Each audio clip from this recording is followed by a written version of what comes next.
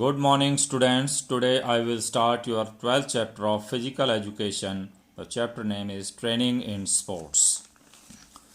The word training is not a new word. People have been using it since Arabic period. Training शब्द कोई नया शब्द नहीं है. प्राचीन काल से भी समय में भी इस शब्द का प्रयोग किया जाता था.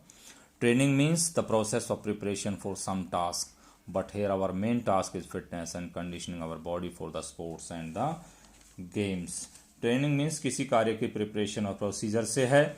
यहाँ हमारा मुख्य कार्य स्पोर्ट्स के लिए फिटनेस और कंडीशनिंग प्रदान करना है. It is for this reason that this term is prevalently use to sports and games, so it is called sports training.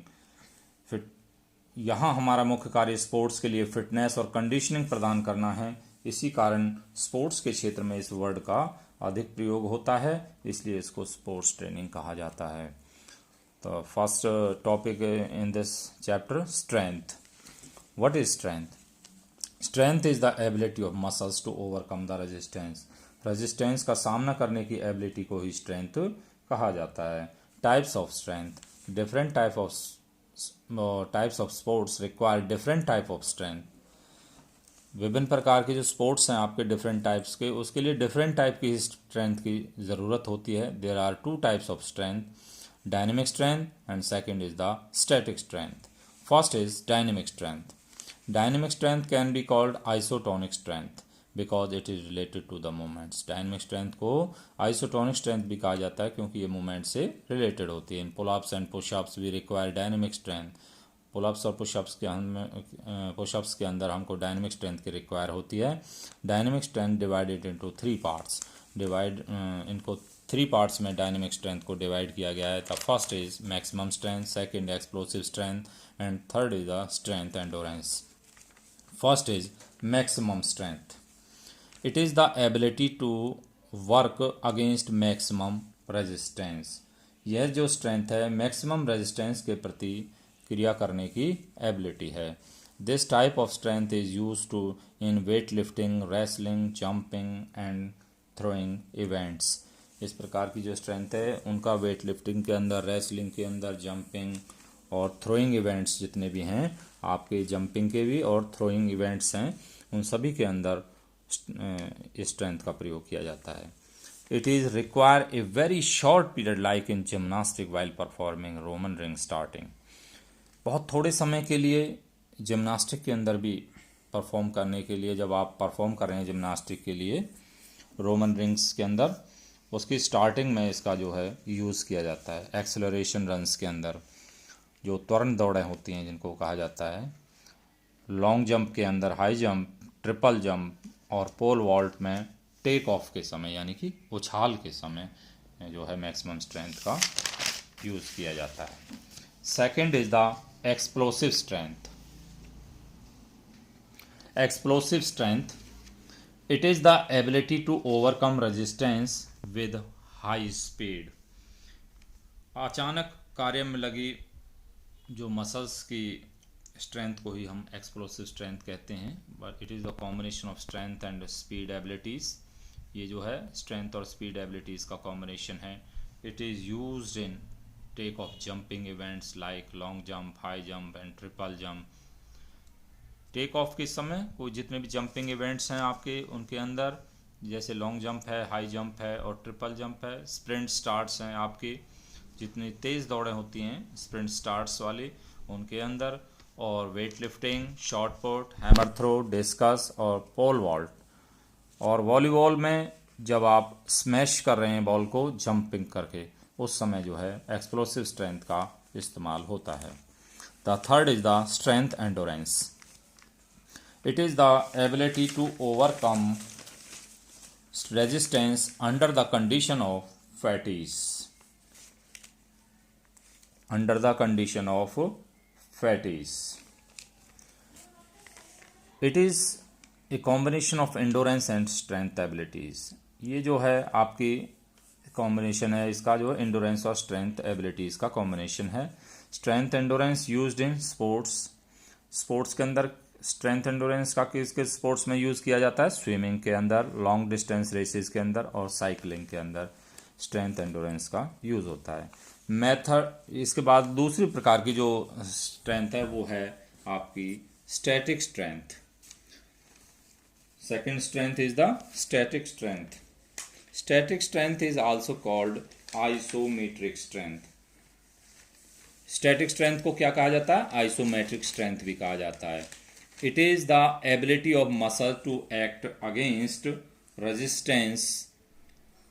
Static strength can be measured by dynamometer. कुछ समय के लिए जो है व्यक्ति अपनी मसल्स को अधिक से अधिक जितनी जो स्ट्रेंथ है बिना किसी मूवमेंट के लगा सकता है। Static strength can be measured by dynamometer. Dynamometer की सहायता से इसको जो है स्टैटिक स्ट्रेंथ को मापा जाता है। This type of strength is not seen directly.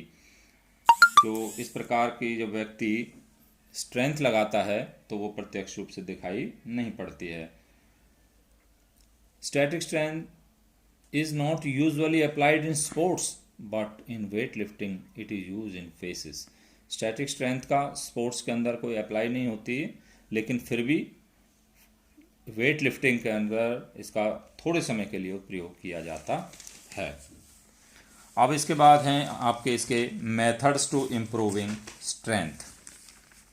First is the isometric strength, isometric exercise आपकी first. Isometric exercise are those exercise which are not visible। Isometric exercise वो exercise होती हैं जो दिखाई नहीं पड़ती हैं। In fact, there are no direct movements, hence they cannot be observed।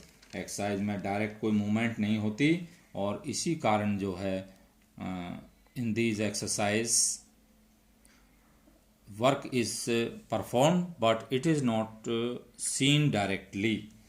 पता नहीं लग पाता है कि एक्सरसाइज इसी कारण कि एक्सरसाइज हो रही है या नहीं हो रही है। इस एक्सरसाइज में वर्क तो होता है परंतु वर्क दिखाई नहीं देता है। In these exercise a group of muscles are stressed more than the other group of muscles. Exercise में एक्सरसाइज जो मसल्स का एक ग्रुप है वो दूसरी मसल्स के ग्रुप अगेंस्ट जो है वो आपका तनाव पैदा करता है इसमें। When these exercises are done, muscle do not change their length।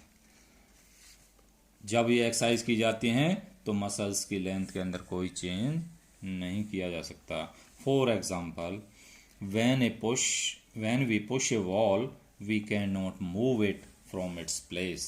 जब हम एक पक्की दीवार को धक्का देते हैं तो हम उसको उसके स्थान से नहीं हिला सकते, क्योंकि we know that work done equal to force multiply into distance moved in the direction of force. When we do these exercise, expenditure of energy is reduced। sometime body temperature may increase while performing these exercise। जब हम ये exercise की जाती हैं हमारे द्वारा तो energy का रिड्यूस होना एक आम बात होती है।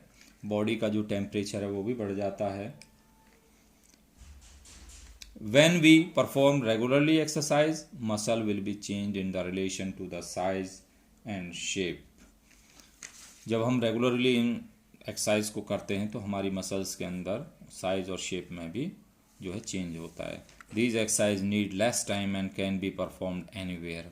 कम समय की ज़रूरत होती है इस तरह की एक्सरसाइज को परफॉर्म करने के लिए, because no equipment is required to do these exercise. क्योंकि इस प्रकार की एक्सरसाइज को करने के लिए कोई भी इक्विपमेंट की भी रिक्वायर्ड नहीं होती। The second is isotonic exercise. Isotonic exercise are those exercise in which movement can be seen directly। Isotonic exercise वो एक्सरसाइज होती हैं जिसमें कि मूवमेंट डायरेक्ट दिखाई देती है। Work is done in these exercise, कार्य होता हुआ दिखाई देता है वर्क जो भी। मसल बिकम फ्लेक्सिबल, मसल जो है वो फ्लेक्सिबल हो जाती हैं। Length of muscle can be increase by isotonic exercise. Muscles की जो लेंथ को इंक्रीज किया जा सकता है आइसोटोनिक एक्सरसाइज के द्वारा। These exercise are of much value in the field of sports. इस तरह की जो एक्सरसाइज हैं स्पोर्ट्स के क्षेत्र में उनका प्रयोग अधिक होता है।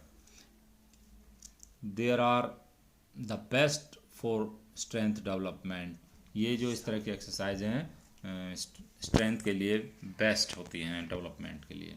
Calisthenic exercise, running and jumping on the spot, weight training exercise with medicine ball are the best example of isotonic exercise। Calisthenic exercise हैं आपकी एक ही स्थान पर रनिंग करना, जंपिंग करना खड़े खड़े, और वेट ट्रेनिंग एक्सरसाइज हैं जितनी, और मेडिसिन बॉल के साथ एक्सरसाइज इसके बेस्ट एग्जांपल हैं आइसोटोनिक एक्सरसाइज के। Third is the isokinetic exercise. Isokinetic exercise are perform on specially design machine. इस प्रकार की जो आइसोकाइनेटिक एक्सरसाइज स्पेशली जो है मशीनों के द्वारा ही की जाती हैं। These exercise were developed by Perrin in 1968। ये जो है एक्सरसाइज 1968 के अंदर पेरिन के द्वारा डेवलप की गई। These exercise involve in a specific type of muscles contraction which is usually not applicable in sports and game except in water sports such as rowing and swimming। In exercise के द्वारा एक special type का जो muscle contraction होता है जिसका प्रयोग generally sports में नहीं किया जाता, और इस प्रकार की एक्सरसाइज का जो प्रयोग है वो आपकी जो जितनी भी ये वाटर स्पोर्ट्स हैं, पानी वाली खेलें हैं, उनके अंदर रोइंग एंड स्विमिंग इनके अंदर किया जाता है।